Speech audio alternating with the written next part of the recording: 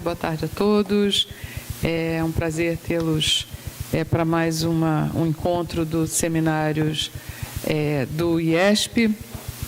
Eu tenho, o coordenador do seminário não pôde estar presente, não poderá estar presente aqui com a gente, o José Suaco, então eu estou fazendo as vezes de apresentadora dessa palestra.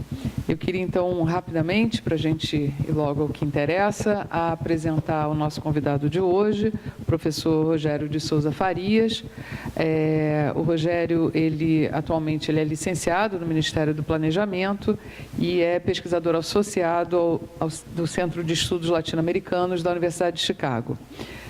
O Rogério foi muito gentil em aceitar esse convite. Na verdade, ele nos procurou, a mim, ao Carlos e a Maria Regina, dizendo que estava no Rio, né? Que estaria no Rio, que gostaria de conversar, e nós rapidamente, já que quer conversar, vamos conversar com mais gente. Vamos trazer para fazer uma apresentação. O Rogério prontamente aceitou e ainda foi bastante generoso em compartilhar conosco o trabalho que ele está, não só na exposição, mas também o próprio texto, o trabalho, a pesquisa que ele está se dedicando agora. Então, dito isso, eu realmente não vou me estender mais, adoro um palco e microfone, mas não vou me estender além do necessário e passo a palavra para o Rogério e peço, o Rogério vai falar, depois a gente vai abrir para perguntas, para questões, para a gente conversar um pouco mais com ele sobre o tema. E só vou pedir licença para você que eu vou sentar ali, exatamente onde o Fabiano pensava em se sentar nesse momento, é porque é muito frio, Fabiano, e para poder assistir e ver os seus slides também, tá? Muito obrigada, Rogério.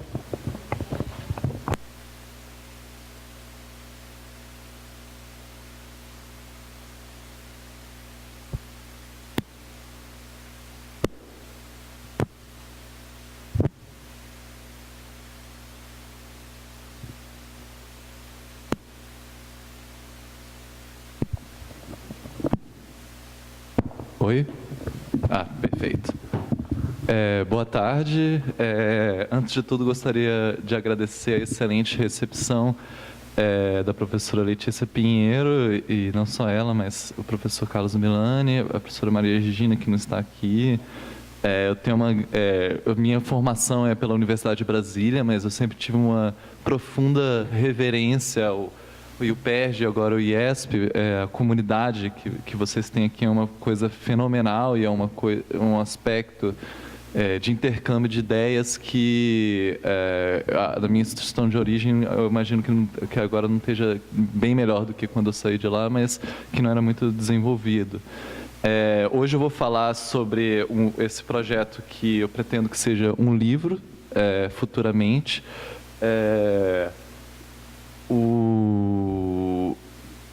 Eu vou falar para vocês a origem desse projeto, como que ele é algo que ainda está sendo estudado, que ainda estou trabalhando, e todas as questões idas e vindas dessa pesquisa.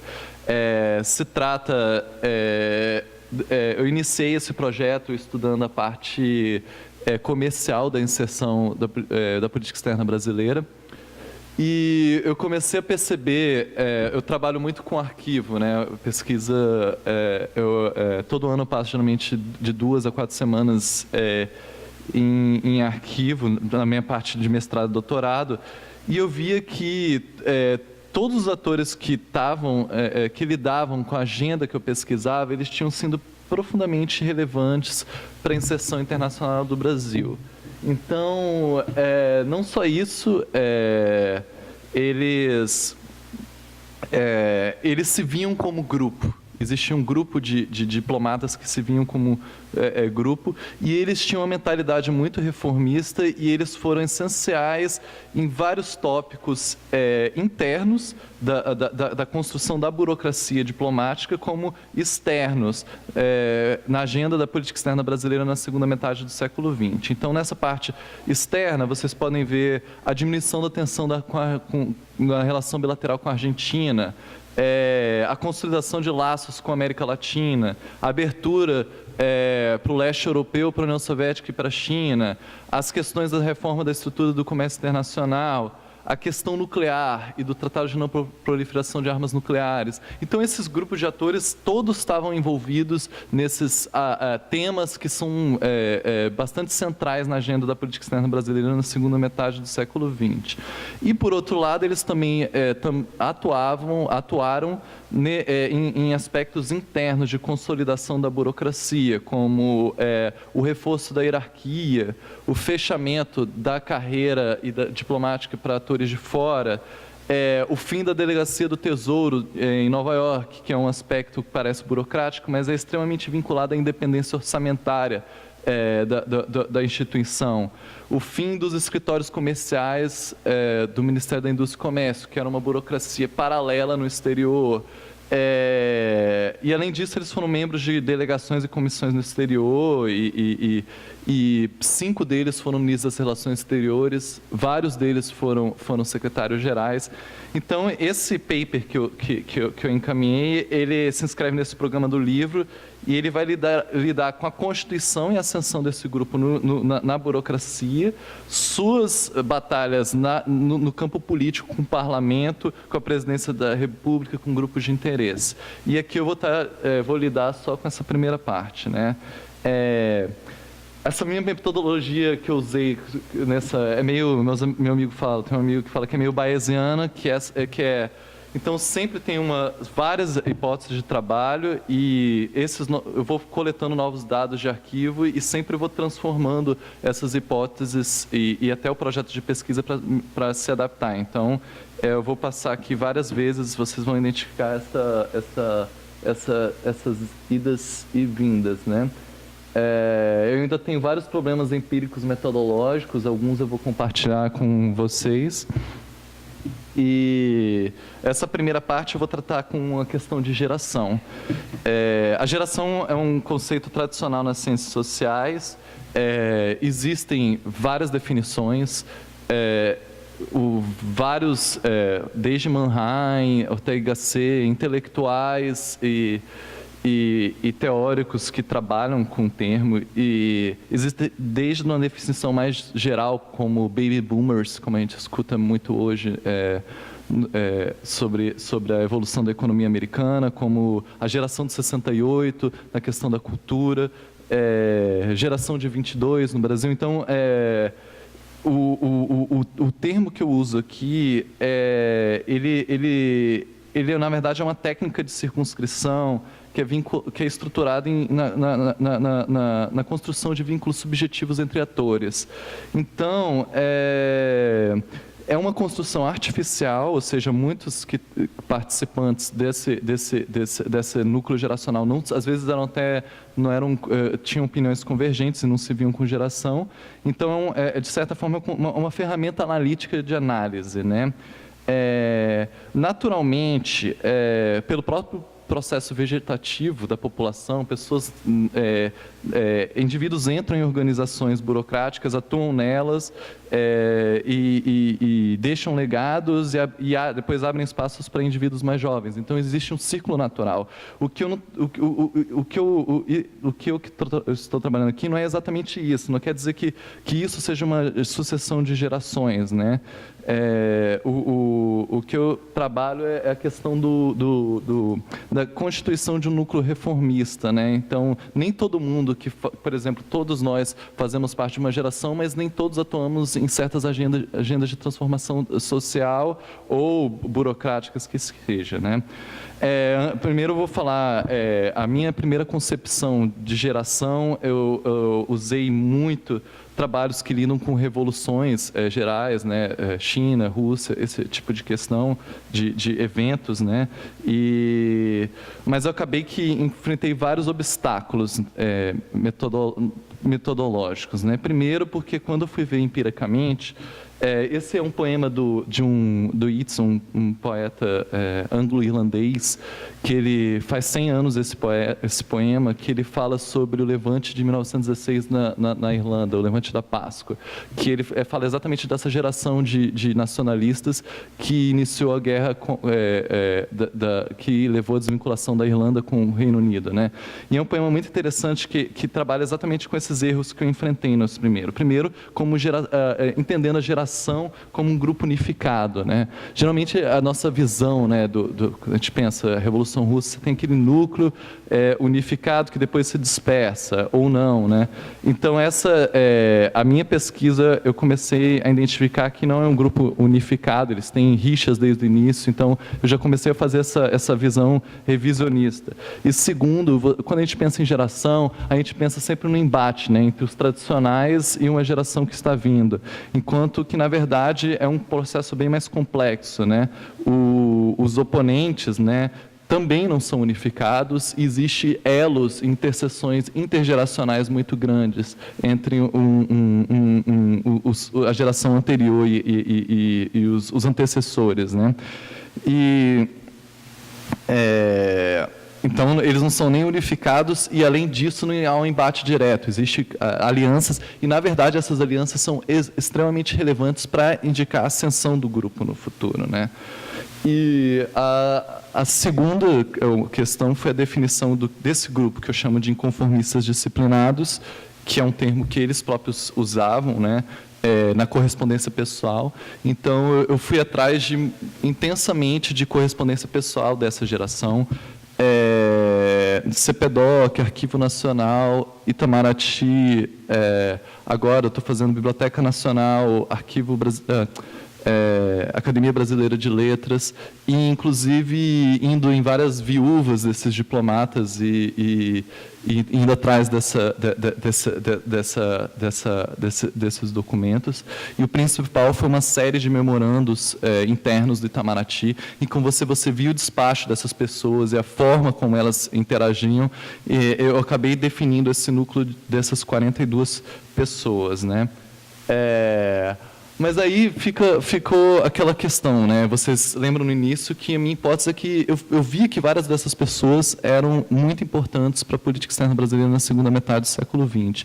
Mas era uma visão um pouco casuística. Eu precisava de um arcabouço empírico mais sólido para identificar se eles realmente foram importantes, se eles atuaram em episódios chaves, né? Qual era a importância relativa deles com relação a outros grupos e a outros atores, e saber como eles interagiam e construíam laços, né? Então, eu tive várias tentativas fracassadas de empiricamente ir atrás dessas informações. Uma foi ir atrás dos eventos sociais. Então, você tem jornais batizados, missas, isso do século XIX até a década de 30, você tem tudo isso registrado nos jornais do Rio de Janeiro. Então, se você fazia uma festa na sua casa, você aparecia lá, convidados. Aí, vários problemas relacionados a isso. Um é que eu não conseguia ver a relevância da política externa brasileira. Eu consegui ver a interação deles, mas eu não consegui ver a relevância, a interação social, mas não conseguia ver a relevância, o impacto disso na política externa. E a outra é que a amostragem é muito diferente, que a partir da década de 30 os jornais já não publicam esse tipo de informação. A segunda foram os anuários internos do Itamaraty, que eu tentei usar, né, os almanacs, mas ele tem problemas de lacunas sérios de acordo com relação à lotação deles. Então, a amostragem ano a ano não ia ser bem interessante. Mas aí eu tive uma outra ideia, que acabou que eu estou trabalhando agora, que é observar, na verdade, o que nós, a literatura, a comunidade epistêmica, observa, define como eventos centrais da política externa brasileira e analisar quem participou desses eventos. Então, eu fui lá no Gerson Moura, no professor Amado Servo, na cronologia do Eugênio Vargas Garcia, anotando evento por evento e depois perguntando, indo nas fontes, né, oficiais, Diário Oficial da União e nos arquivos internos do Itamaraty, quem que atuou nesses eventos. Então, com isso, eu consegui definir quem é a comunidade que atuou nessa política, né, na política externa brasileira. Foi um trabalho enorme, assim, foram meses procurando informação e criando essa base de dados. Eu tenho vários problemas empíricos e metodológicos nela, que eu posso falar depois. Então, são cerca de 190 eventos, de 1930 a 1964, mais de 1.200 participantes. Então, o que eu preciso...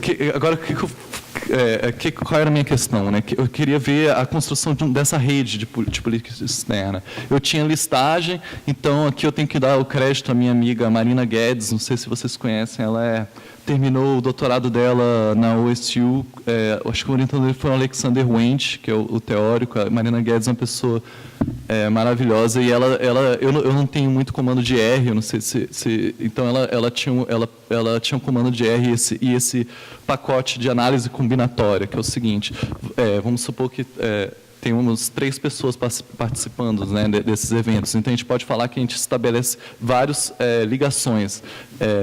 Por exemplo, é um problema de análise combinatória, né? Então, um elo que seria esse, outro elo esse, outro aquele. Então, manualmente, isso seria impossível de fazer, então ela me ajudou a transformar em díades, né? Em transformar esses relacionamentos em díades, para ver essa rede da comunidade decisória, né? E tem essa premissa que se construir uns laços, né, de acordo com a própria atividade profissional desses diplomatas. Então, existem múltiplos indicadores quantitativos, né? Eu usei o GEF, peguei essa rede de díades, que é a base de díades, e joguei no GEF, que é um software de análise de redes. Ele não é o melhor, que tem os melhores números, mas aqui vocês veem quem são os mais... Tem esse indicador que é o Between and Centrality, né? que é uma categoria importante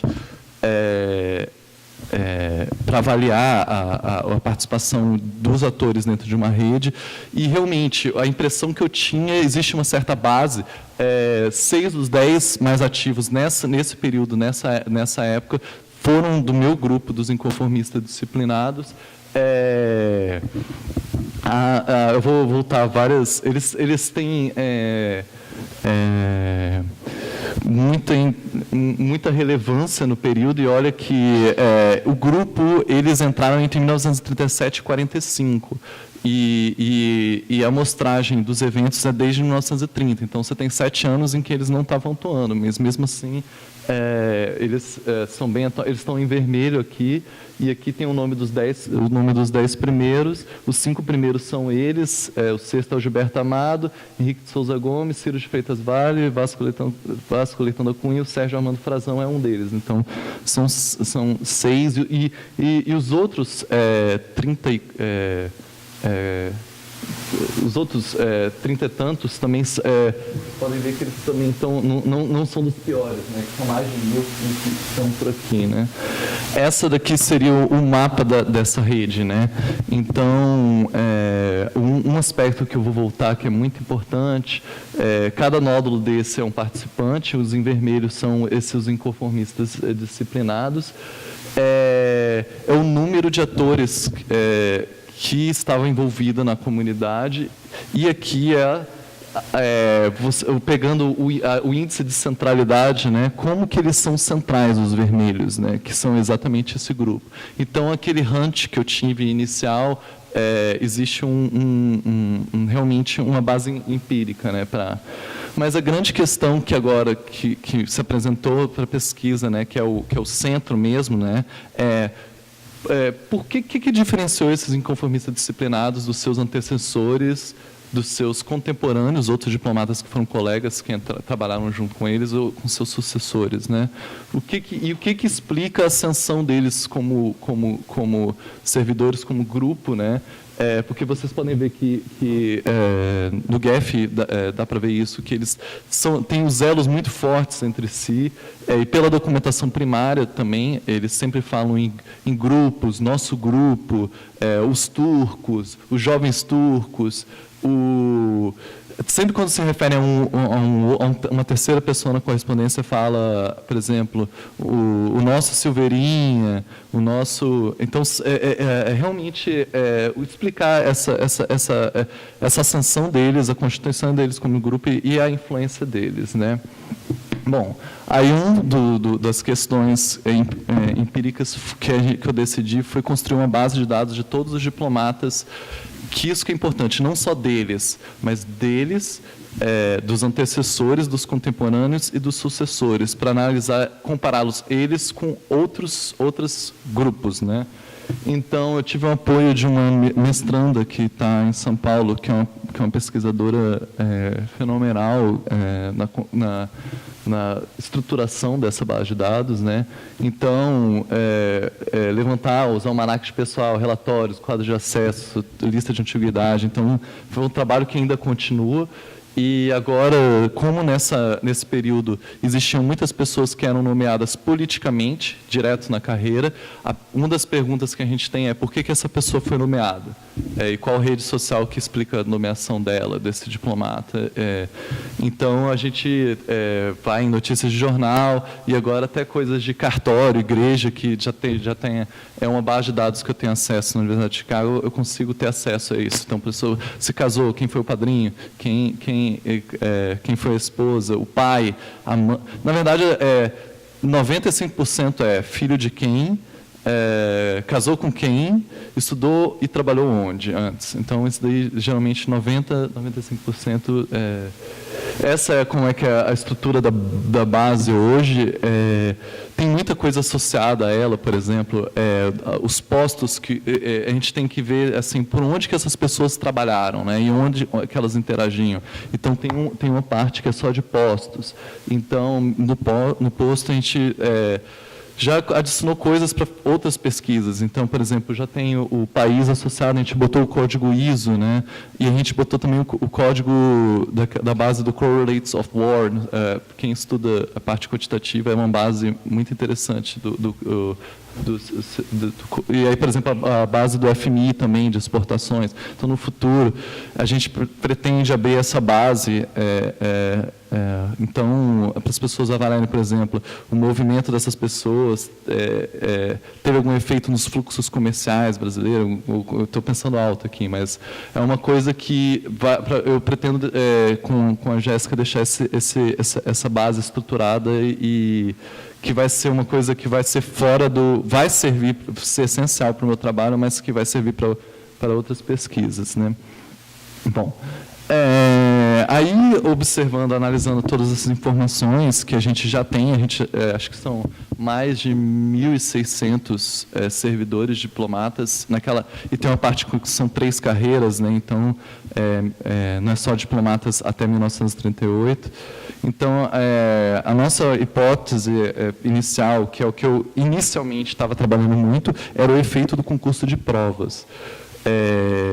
Que isso já tem na literatura, várias pessoas vários pesquisadores apresentam o concurso como um elemento central, e aí eu imaginei que talvez fosse por esse lado, né? Que o concurso tivesse filtrado um grupo de pessoas com certas capacidades e, pelo concurso, estrutura do concurso, eles terem criado já laços que pudessem depois se refletir na forma como eles atuaram profissionalmente. Vejam que aqui eu estou falando como eles andaram no órgão, né?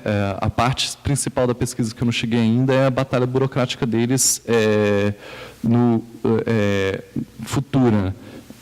Primeiro, a questão é que quase todos do grupo, dos 42, entraram no órgão por concurso, então isso é bem interessante.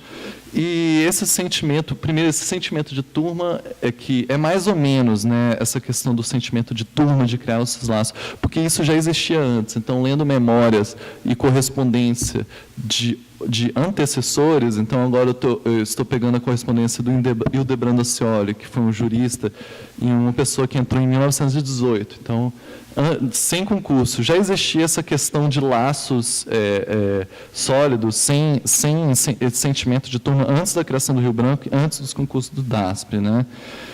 O segundo é o tipo de conhecimento exigido, né?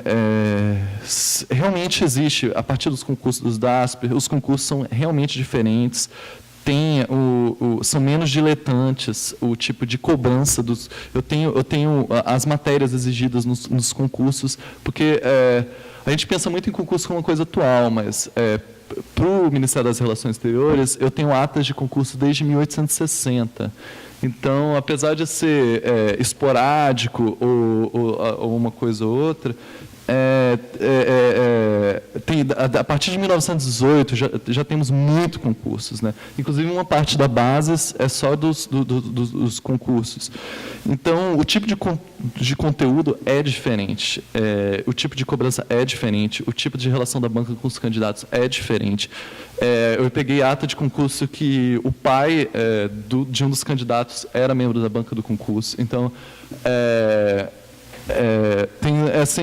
realmente, mas o meu problema foi lidar empiricamente com isso, assim, como que você vai detectar a relação empírica e assim de causa e efeito entre o conteúdo, a formação da pessoa e as relações que elas se constituíram e a comparação delas com seus antecessores, né? Então achei meio complicado essa questão. Mas outros aspectos foram bem interessantes, por exemplo, com os concursos, a média de idade das pessoas que entraram para o concurso é bem mais baixa.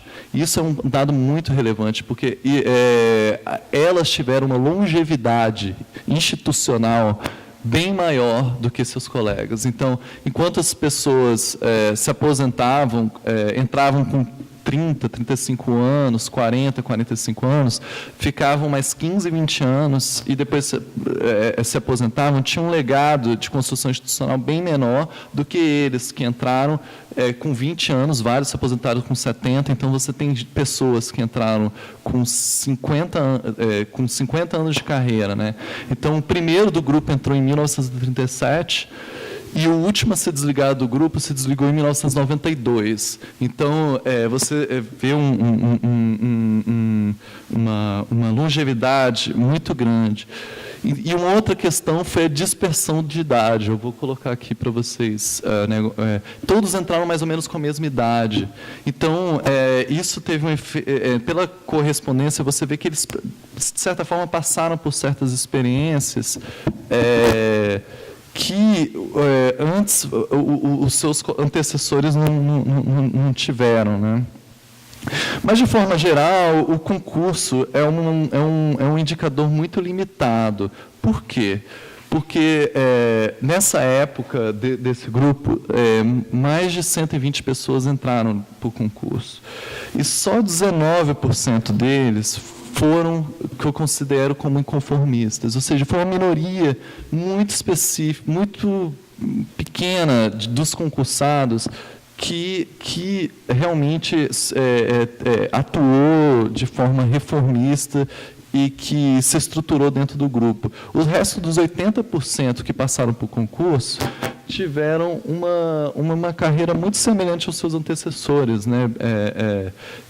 E pessoas também, de certa forma, bem conservadoras. Então, quando a gente pensa assim,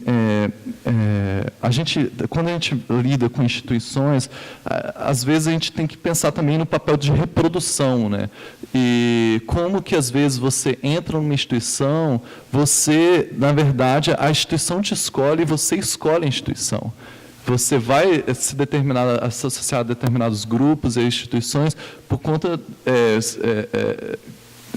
dos sinais que aquela instituição, o grupo, te proporciona. Então, se você vê uma casa, um órgão que é considerado vetusto, conservador, é bem provável que pessoas que são vetustas e conservadoras procurem esse órgão. Então, a gente tem que sempre levar em conta, é uma coisa que eu demorei muito para cair a ficha nisso, e eu vou tratar aqui de alguns exemplos específicos, né?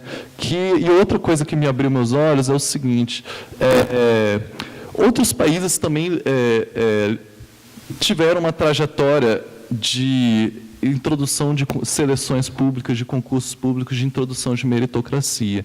Porém, os resultados foram completamente diferentes da trajetória institucional brasileira. A burocracia, como o caso mostrei aqui, não conseguiu se fortalecer diante do poder político, o parlamento e o chefe do executivo, para ter um poder diferenciado na condução da política externa, como no caso brasileiro.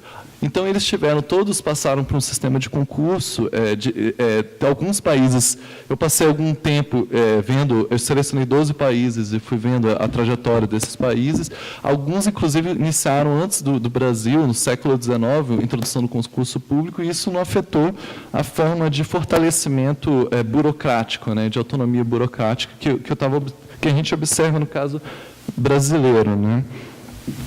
Então, esse foi o alerta. E aí, outra questão também é que, no Brasil, burocracias concorrentes também passaram pelo mesmo processo, né?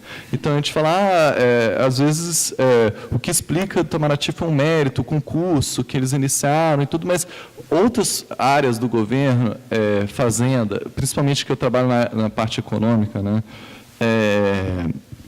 O Ministério da Fazenda, o DASP, que tinha um corpo de economistas, o BNDES também introduziram um sistema de concursos e mais fechados meritocráticos. E na parte como eu vou estudar a parte nuclear, né, vendo o Exército também tem uma trajetória dos seus oficiais de concurso. Então, realmente, isso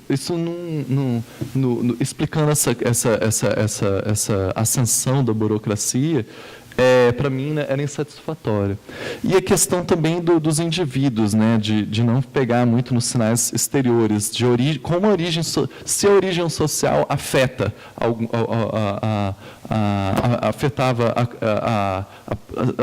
o servidor ser reformista ou não. Aqui eu vou dar exemplos, né, desse estudo que a gente está fazendo. Por exemplo, esse é o caso do José de Alencar Neto. Ele foi contemporâneo aos inconformistas. Ele é neto do José de Alencar, escritor, todo mundo conhece. O pai dele foi um diplomata super tradicional, daqueles de polainas e os grandes banquetes, de todo o estereótipo, né? E, na verdade, ele foi um diplomata muito técnico, completamente, no perfil não tão diferente dos inconformistas, né? Ele tinha aspectos mais conservadores, mas ele era um excelente trabalhador na área econômica. Ele trabalhava com fretes, coisas com números, são áridos todos os trabalhos que ele fazia. Então, assim, no perfil não muito semelhante a um Otávio Augusto Dias Carneiro, que foi um outro desse grupo dos 42, né? Então, e aí, por exemplo, eu vou dar outro exemplo aqui das nuances, né? Então, você vê aqui um diplomata super tradicional, o Barão de Ipanema, o bairro tem esse nome por conta dele, né? Então, ele foi um barão, mas ao mesmo essa questão das imagens são muito interessantes, porque ele era um empresário no ramo imobiliário, setor metalúrgico, então colocá-lo como polainas, essa questão, associar a imagem, origem social e ao perfil realmente é difícil. E aqui vocês veem um diplomata dos 42, o Edmundo, e é engraçado que aqui ele pintou o quadro, mandou pintar um quadro dele de uniforme diplomático, sendo que, na época, o uniforme diplomático já estava proibido de usar o uniforme diplomático, né? Porque o Oswaldo Aranha, em 1938, proibiu. Então, a imagem dele, que ele tentava passar, ele tentava se apropriar dessa imagem, de vincular-se a esse aspecto tradicional da carreira e tudo, mas, na verdade, ele era um cara extremamente reformista, né? E ele, apesar dessa imagem, ele era um filho ele nasceu no norte de Minas, em Curvelo, numa cidadezinha no meio do nada, não sei se vocês conhecem. Hoje é no meio do nada. Imagino exatamente 100 anos atrás, o pai dele era um pequeno agricultor, né? Ele nasceu na roça e, na verdade, ele se apropria da imagem. Então, toda essa questão da imagem, da origem social, eu tive muito cuidado em trabalhar essas questões e ver relações de causa e efeito na formação de grupos e orientação dessas pessoas, né? E aí agora eu vou fazer um resumão. Antes eu falei da parte de concurso e origem social. Agora eu vou falar dos fatores que eu comecei a identificar como tendo relevância na constituição do grupo e na força que eles tiveram dentro do órgão, né? Primeiro é que, como eu falei, existia uma dispersão menor de idades das pessoas que entraram, que na verdade era do Catete, que depois Faculdade de Direito da Universidade do Brasil, que depois ficou conhecido como Faculdade de Direito da Universidade do Brasil. E grande parte deles estudou ali quase ao mesmo tempo. Então, foi muito engraçado porque parte do meu trabalho também, além da questão dos arquivos, eu entrevistei familiares. É interessante que vários falavam, papai conhecia fulaninho, fulaninho, fulaninho, do tempo da faculdade já.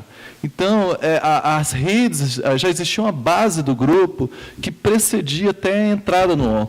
E aí eu fui pesquisar até, por exemplo, onde que eles estudaram do colégio. Então, eu peguei um colégio específico, que é aqui do lado, o Santo Inácio, ele abriu em 1913, eu peguei a listagem de todos os alunos do Santo Inácio e cruzei com os diplomados. É impressionante, porque vários eu vi também que estudavam no Santo Inácio. E falavam, papai conheceu fulaninho no Santo Inácio e até ensinou papai a nadar e tudo, de entrevistas. E realmente, acho que mais de 50 diplomatas passaram por Santo Inácio no espaço de 20 anos, né? Então, nem todos foram desse grupo dos inconformistas, mas dos inconformistas, dos 42, eu acho que 16 ou 18 passaram no Santo Inácio. E como eles tinham a mesma idade, lá no Santo Inácio tem onde que só vários se cruzaram já no Santo Inácio, até anterior à faculdade, né? A segunda questão foi quando eles entraram no Itamaraty, né?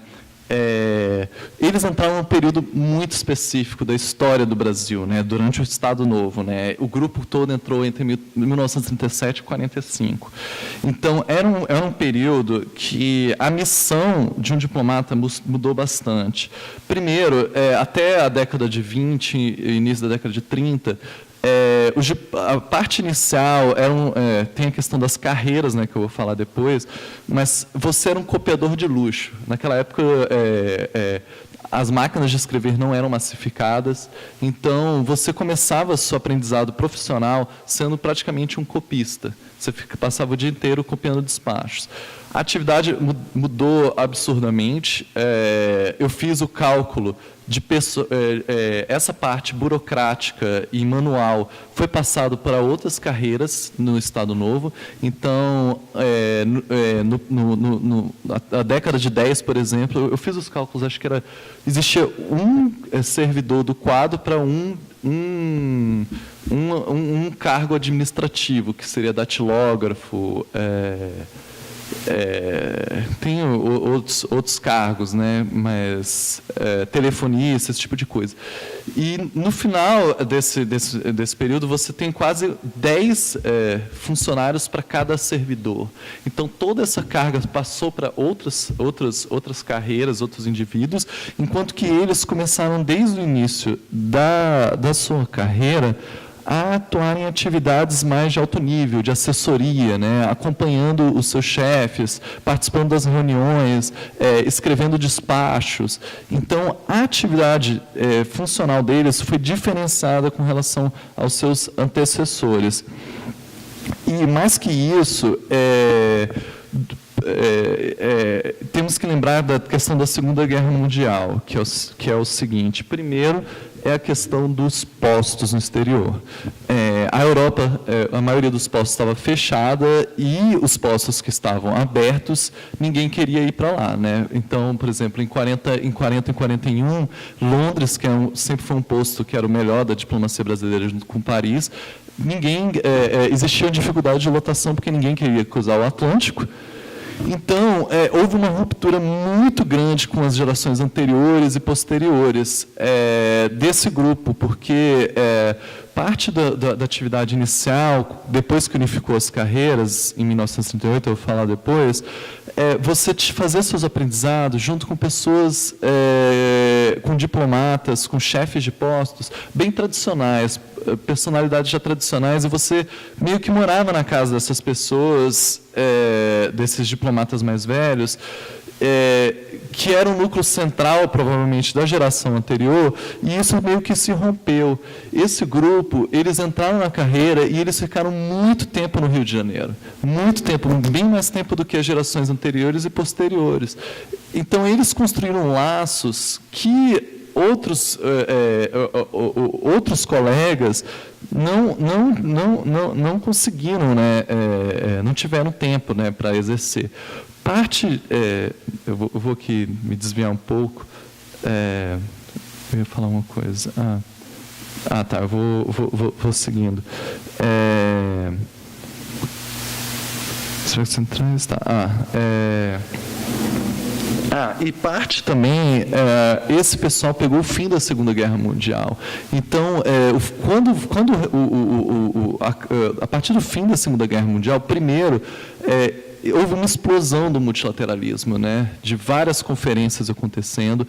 Em 1947, eu tenho despachos de, acho que 40 encontros acontecendo num espaço de 3 meses. E foi muito interessante que houve uma explosão de atividades, uma reabertura de postos na Ásia, África, Casablanca, Cairo, coisas no leste europeu, no leste europeu não, Roma, esses postos todos expandiram o número de vagas e o número de servidores não aumentou imediatamente. Então, existia uma carência muito grande de servidores nos postos e para ocupar essas posições particulares de explosão do multilateralismo. Então, esses jovens diplomatas que tinham entrado no Estado Novo, eles foram alçados a uma posição de responsabilidade que seus antecessores e sucessores não tiveram oportunidade. Então, você antes era cônsul de terceira classe. Você tinha cônsul de terceira classe lado a lado com grandes políticos brasileiros, com Raul Fernandes, ou economista, Otávio Gouveia Bulhões, enquanto que os sucessores, hoje, com a escala hierárquica, não existe mais esse contato próximo, né, a partir da década de 50 e 60. E esse nível de responsabilidades não é passado para pessoas tão jovens. E foi um aspecto muito particular da questão dessa geração. E a outra questão do Estado Novo, que foi a elevação, as demissões e aposentadorias em série ocorridas no período. Então, você desestruturou todo o nível mais alto de uma hierarquia burocrática, né? Com essas demissões, foram mais de 60, eu acho, pegando todo o período. Então, todo aquele regime de socialização, de continuidade de valores e tudo, aquilo tudo se desmoronou no Estado Novo. Isso teve 2 efeitos, né? Primeiro, eliminou esses bastiões de tradição, e segundo, acelerou as promoções. Então, esse grupo de diplomata que entrou conseguiu chegar em níveis mais altos da carreira, em proporção bem maior do que os seus antecessores e seus sucessores, e bem mais rápido, né? Então, você vai ter chefias de postos no exterior na década de 60, com 45, 50 anos, algo que nos números quantitativos não teve nem antes, nem depois. E uma outra questão que eu vou falar é a questão do sistema de mérito. Esse período, havia 3 formas de entrada no órgão. o concurso de provas, promovido pelo DASP, o concurso de títulos, que era um pistolão interno do Itamaraty, e a nomeação direta, que geralmente era usada pelo Palácio do Catete. Então, o que acontecia? É mais ou menos, se você pegar os concursos de... isso daqui é importante. A outra questão que eu esqueci de falar, que é muito importante. Esse foi um período em que o Estado brasileiro, aquele mesmo mapa que eu usei antes da comunidade política externa, isso daqui são todos aqueles eventos, e em vermelhos estão os diplomatas. Então, nas delegações ao exterior, inclusive nas comissões internas de reforma do Itamaraty, havia gente de fora da carreira. Havia professores, intelectuais, gente do Exército. Então, havia um ambiente bem mais plural da comunidade. E esses laços construídos, né, nessa comunidade foi algo que eu não tenho os dados depois de 64, fora da área econômica, da área comercial. E na área comercial se fecha abruptamente. O nível a proporção de pessoas que eram acadêmicos, trabalhavam em outros órgãos do governo, empresários que atuam em delegações externas no Brasil, seca consideravelmente depois de 64. E esses elos, como eu vou falar depois, ajudou muito a evolução dessa carreira. Mas o interessante que eu ia querer apresentar para vocês é o seguinte: existe gente da carreira e gente nomeado politicamente.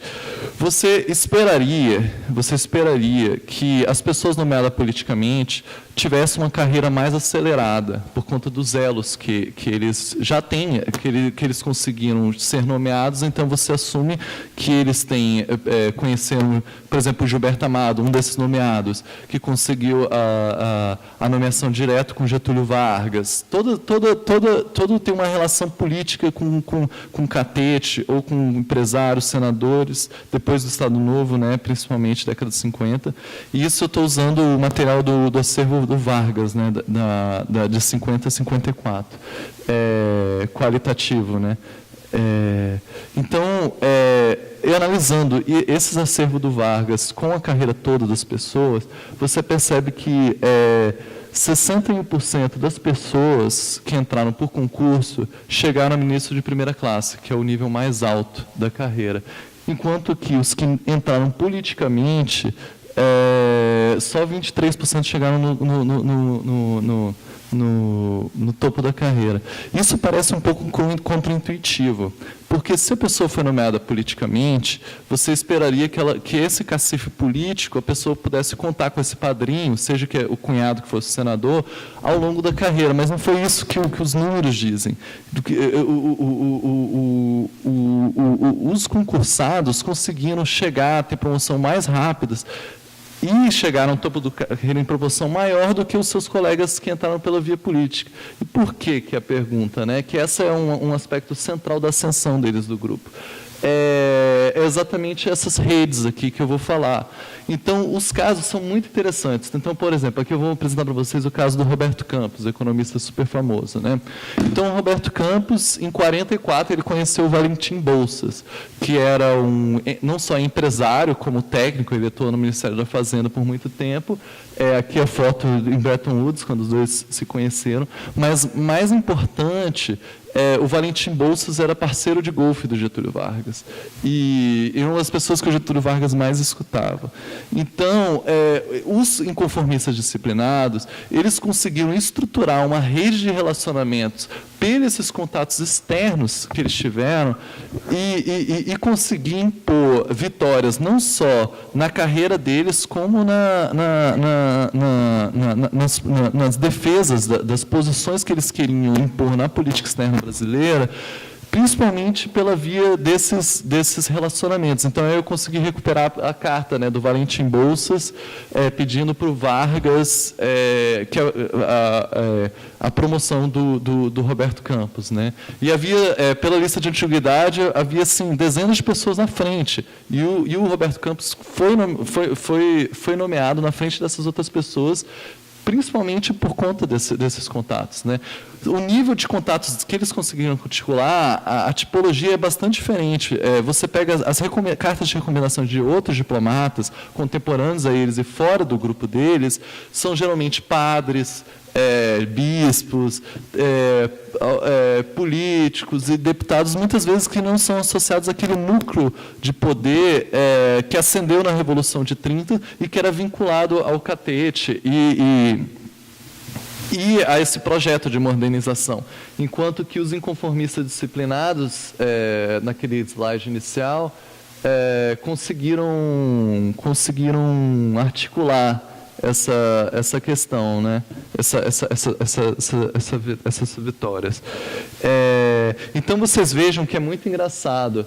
Eles todos entraram na carreira pela via do concurso, só que a ascensão dele deveu-se muito aos mecanismos tradicionais da patronagem do serviço público, e que são muito semelhantes ao que a gente lê na literatura. Vocês veem o livro do Stuart Schwartz sobre a relação na Bahia, que é um estudo clássico sobre a carreira da magistratura no Brasil, no período colonial, e esse tipo de relação, o Stuart Schwartz fala realmente que sobreviveu até o século XX, é realmente, lendo essa documentação e analisando esses números desses relacionamentos, percebe-se que realmente foi importante essa coexistência do mecanismo de entrada por mérito com o sistema de patronagem dos pistolões e dos contatos externos, né? Bom, há outras coisas que eu vou falar aqui, que, por exemplo, que distinguiu esse grupo dessa época, que, por exemplo, havia obrigação de todos, sem exceção, quando entraram no Itamaraty, entrarem na administração. Então, o que você tinha antes e depois? Você tinha, vamos supor, um grupo quando se instalou o Instituto Rio Branco, você tinha os primeiros colocados iam trabalhar no gabinete do ministro, enquanto que os outros iam por classificação, trabalhando em outras áreas do órgão. E essa geração não. Do primeiro colocado ou do último, eles trabalhavam na cozinha do ministério, nas atividades mais mundanas. E não só isso. Depois, os primeiros postos deles eram na periferia do sistema do serviço exterior brasileiro, que eram em consulados. Então, as pessoas, você vê pessoas como, por exemplo, o Araújo Castro, que viria a ser um dos membros do grupo, o primeiro posto dele foi em Porto Rico, um consulado. Ele não teve contato com aqueles diplomatas tradicionais que estavam no circuito Roma, Londres, no início da carreira. O Azeredo da Silveira, o primeiro posto dele foi Havana. Então, todos estão na periferia do sistema. Isso ajudou a ter uma clivagem muito grande entre os diplomatas da geração anterior, que ocupavam o centro decisório do Ministério, e a geração nova, que estava na periferia, né? Bom, a outra questão é que até essa época existiam 3 carreiras, né? A consular, diplomática e de secretaria de Estado. A partir exatamente na época deles, se rompeu isso. Então, o que aconteceu? Você teve uma dinâmica nova, eram 3 como se fossem arquipélagos. Então, mesmo se a geração anterior tivessem várias pessoas reformistas, elas não circulavam em posições de autoridade entre o Brasil e o exterior, né? E, além disso, elas não tinham experiências compartilhadas conjuntas, algo que eles tiveram, né? E, mais importante, essa rotatividade é interessante do ponto de vista de pontos de veto numa estrutura burocrática. Por exemplo, na década de 50, você tinha um grupo importante de diplomatas ocupando posições de chefia, bem conservadores, inclusive na comissão de promoções, que determinava quem ia ser promovido. Por conta dessa circularidade, isso impedia que essa geração anterior pudesse ter posições de veto por muito tempo, ao contrário da geração que chegou, né? E um aspecto muito importante é que, como eu falei antes, existia um grupo de servidores que foram nomeados politicamente diretamente na carreira. Então, eles não tinham respeito nenhum a aspectos tradicionais como hierarquia. Então, você tem eu vou falar de um caso importante aqui, o João Alberto Lins de Barros, que é famoso. Ele foi um tenentista, atuou na coluna Prestes, revolucionário. Ele estava no avião que caiu, que estava o Siqueira Campos, quando o Siqueira Campos, eles foram tentar convencer o Prestes a apoiar o Getúlio Vargas, e o Getúlio Vargas nomeou ele diretamente no topo da carreira. Então, o Lins de Barros tinha acesso direto ao Getúlio Vargas, não ligava para hierarquias e tratava os seus subordinados de forma diferenciada. Ele, vamos dizer assim, socializou seus subordinados nos vários anos desse grupo que teve ligado a ele, de forma diferenciada. Então, esse aspecto não mais existiu, porque não existiam mais as nomeações diretas a partir de... As últimas nomeações diretas que eu identifiquei foram em 1949. Então, não teve mais essa questão de ruptura da hierarquia. Na verdade, inclusive os inconformistas depois, quando se tornaram mais maduros, foram atores centrais no reforço na hierarquia, e isso impedia que agendas reformistas e grupos reformistas tivessem mais avanço, se comparado com essa janela de oportunidade desse grupo que entrou nesse período, né? Deixa eu ver aqui. Isso daí. Tá.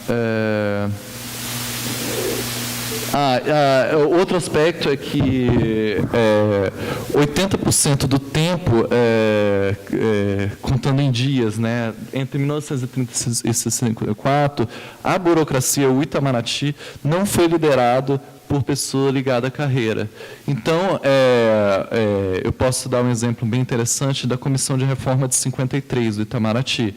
Primeiro, eles queriam reestruturar a carreira diplomática, inclusive discutir o papel se entrava ou não a mulher, abriu a carreira para a mulher no Itamaraty. O ministro não era parte da carreira, o Neves da Fontoura. A primeira ideia dele foi, ele circulou as sugestões com os diplomatas mais velhos, ou seja, os setores mais tradicionais. Ele recebeu sugestões e, obviamente, não gostou, que era muito conservador, e aí ele decidiu abrir uma nova comissão. A comissão tinha Vasco Leitão da Cunha, Roberto Campos, que era um jovem diplomata que tinha menos de 10 anos de carreira, Azeredo da Silveira, menos de 10 anos de carreira, o Dário de Castro Alves, também menos de 10 anos de carreira, todos os dois que estão nesse inconformismo. E mais interessante, ele chamou de gente da sociedade para ajudar a reformar internamente o Itamaraty.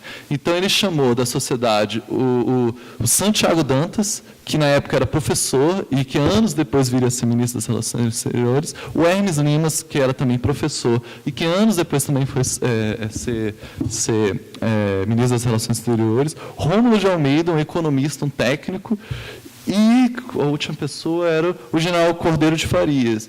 Então, existia, por conta das chefias, existia um grupo de chefes e de liderança no órgão que não era feito a hierarquia, uma flexibilidade maior para dar vazão a essa agenda reformista, conseguir ser processada dentro do órgão, algo que não ocorreu posteriormente, né? Então, eu estou sendo muito superficial e falando de forma extremamente confusa. A parte extremamente confusa é porque é minha mesmo, assim, mas é porque esse é um projeto em andamento, então várias questões eu estou indo e vindo, estou tentando costurar todos esses argumentos dentro de uma narrativa mais compreensível, né? Mas uma outra questão, como eu falei para vocês antes, eu comecei a compreender os inconformistas como um grupo único, né? com um grupo fechado, sem divergências. E aí, nos últimos 2 anos, pesquisando mais e mais, eu comecei a perceber que essa é uma visão... Eu já estou fazendo um revisionismo já, né? Antes de fazer a primeira parte, já estou fazendo a revisão. Então, a primeira essa visão estática dos inconformistas é um pouco equivocada, primeiro porque assume que as pessoas foram iguais durante a vida delas, e isso não ocorre. Então, essa semana mesmo, eu estou lá no arquivo e estou vendo o Jaime de Azevedo Rodrigues, que ele foi um dos diplomatas caçados pelo regime militar, que ele faz parte dos inconformistas. É interessante que ele era de um núcleo, que eu vou falar aqui, do núcleo considerado, eu achava ele que era parte do núcleo econômico, e na verdade, ele começou a carreira dele com uma formação completamente jurista, e ele transitou de um grupo para outro. Não só isso, antes ele era vinculado ao Plínio Salgado e aos integralistas, enquanto que em 63, 64 ele era completamente vinculado ao trabalhismo, ao Getúlio Vargas, ao grupo janguista, né? Então, as pessoas mudam ao longo do tempo, né? Não só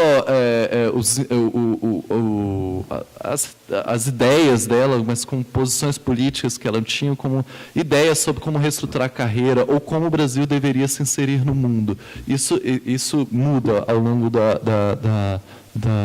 E agora, uma parte do meu estudo é entender essa evolução desse grupo, né? A primeira divisão que eu pude compreender, até pelo aquele estudo do Geff, que como se estruturam as redes, é que existia um núcleo que era completamente econômico e outro completamente jurídico. Completamente assim, eu estou falando geral, mas assim, pessoas que atuavam mais em temas econômicos e agenda econômica do Brasil de inserção, e o pessoal do núcleo jurídico-político. Eles eram aliados entre si, existiam choques, mas a forma como se processou, eles teriam efeito na política externa, e a influência que eles vão ter na progressão do meu estudo é muito relacionado a essas associações, né? Uma segunda clivagem é o que eu chamo de radicais e moderados. Principalmente a partir de 61, você vê um grupo em temas específicos, como relacionamento com os Estados Unidos, agenda de investimentos do Brasil e abertura econômica, questão de associação juntos aos países de desenvolvimento. E há uma clivagem desse grupo mais radical, que eu chamo, que seria mais nacionalista, e esse mais moderado, que na época era chamado de entreguista. Mas eu não usei esse termo, porque eu acho que é muito meio feio e na verdade eu imagino que todos sejam nacionalistas de uma forma ou de outra, mas os meios que eles e isso teve reflexo até dia de hoje. Então, parte desse estudo, quando eu quebrei essa ideia original de uma pedra, né, que nem esse poema do Yeats, né, que enfrenta uma correnteza, é lidar com essas associações intergeracionais. Então, parte disso é lidar com os sucessores deles. Então, a gente estava conversando até no almoço, eu estava conversando com a professora Maria Regina, que parte da minha pesquisa é ver as ligações, e são bem nítidas. Por exemplo, um diplomata como Paulo Nogueira Batista, ou Celso Amorim. O Celso Amorim foi extremamente vinculado a um desses diplomatas, assim como o antigo Samuel Pinheiro Guimarães também é outro. Já outros diplomatas, como o ex-ministro Lampreia, é ligado a esse outro núcleo, né? Então, é bem interessante você analisar essas relações intergeracionais para analisar o cotidiano de hoje, né, e os embates de hoje, né, que a gente vê pela imprensa, inclusive desses grupos de diplomatas, né, internos e externos. Agora, essa é uma pesquisa em andamento. Agora eu vou falar para vocês só o que eu estou fazendo agora. Parte importante é completando essa base de dados para o período anterior, que não está completa, esse período de 1902 até 1930. Hoje eu estava vendo a parte do Rio Branco, como que o Rio Branco selecionava, porque para vocês, esse que tem um livro que para mim é uma bíblia, assim, que eu volto para ele sempre, que não sei se você conhece a Bárbara Guedes, que é cientista política, e ela tem um livro chamado Paradigmas e Castelo de Areia, que é um livro sobre métodos, né? E ela sempre fala, os capítulos são todos com o nome assim, como a evidência que você coleta afeta as respostas que você consegue, né? Como uma linha de base. Então, eu estou lidando com transformações. Argumentando que existia um grupo que era diferente de outros, observando como que ele era diferente de outros grupos. E então parte do meu trabalho é analisar esse grupo, mas seria completamente equivocado e errado se eu ficasse só nesse grupo. Se eu estou falando que se mudou e é diferente, eu tenho que ver como se eles escrevem em outras, né? Eu não posso fazer um esquema, a seleção só da variável dependente, né? Me apegando a isso. Então, agora a minha parte é pegando acervos, fazendo toda a parte qualitativa de arquivo que eu peguei dos inconformistas, agora pegando de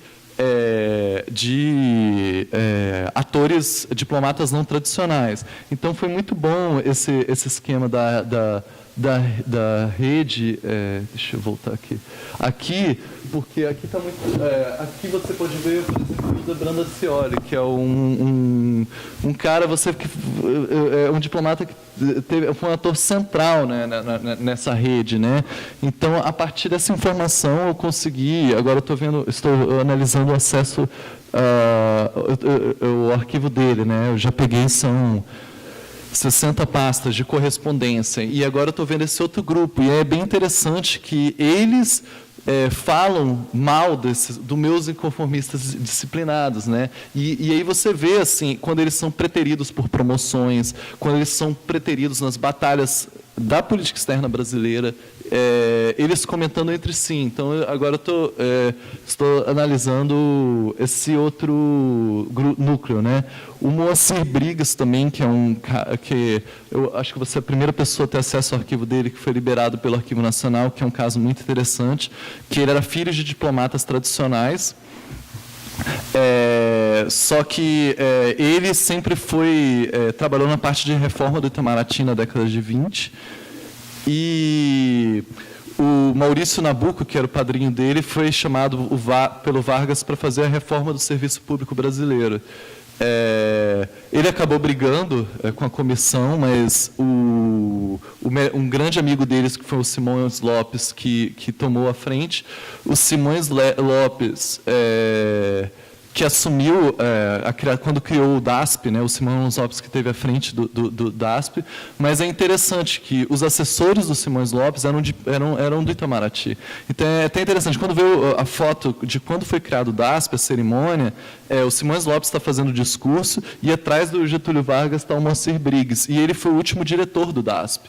Então, existe até um pouco as fontes da meritocracia do serviço público brasileiro, estava muito associada a essa bagagem que o Moacir Briggs e os outros assessores do Itamaraty levaram para o DASP. Como eu falei, o Itamaraty tinha concursos desde o século XIX, e o número de concursos na década de 10 e 20, não só concurso, a estruturação do serviço do Itamaraty, como a questão da hierarquia, dos pagamentos, da definição de funções, eles levaram essa experiência do DASP. Então, o Moacir Briggs também lidou muito com a questão das reformas internas do Itamaraty, que é uma parte que eu vou ver com os inconformistas, né?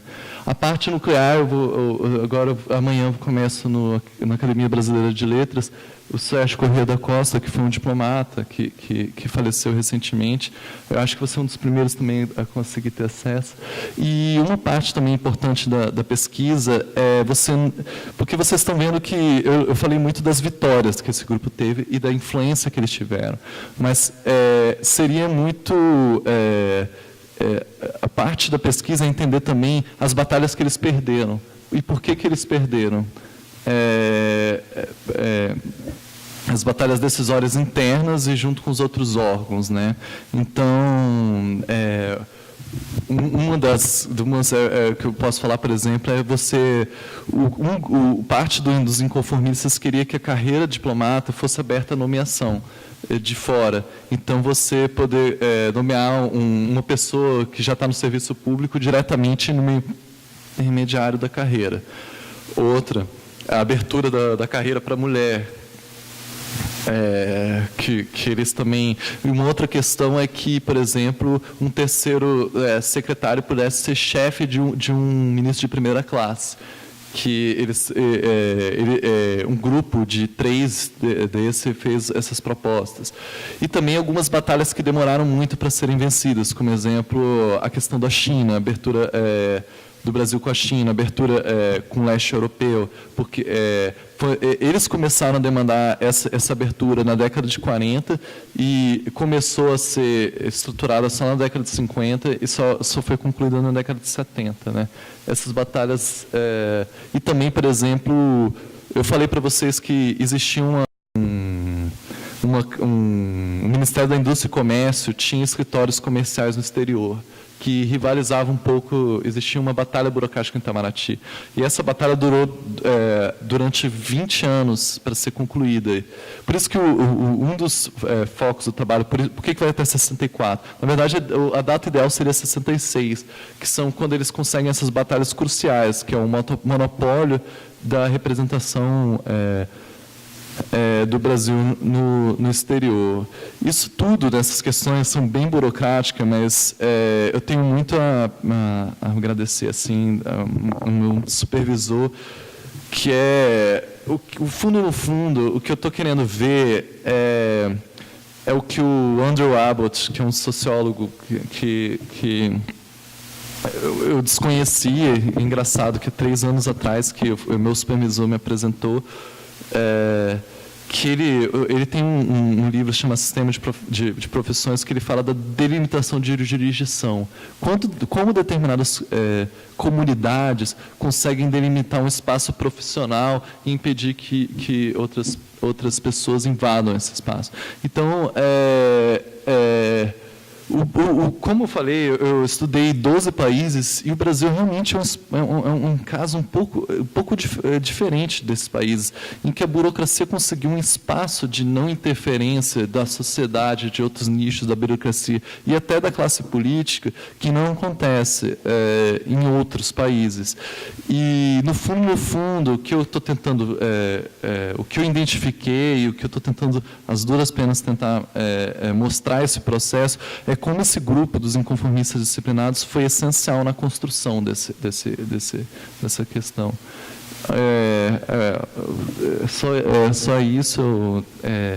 Eu adoraria se vocês pudessem me criticar sem pena, porque eu estou nessa fase de muitas dúvidas, de ida e volta.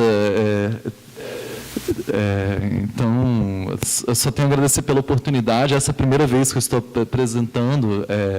Ainda está um quadro caótico, mas eu já agradeço pela oportunidade e pelas críticas. E caso vocês sejam tímidos como eu e queiram, às vezes, mandar por correio eletrônico críticas ao paper, podem mandar aqui nesse e-mail aqui. Muito obrigado.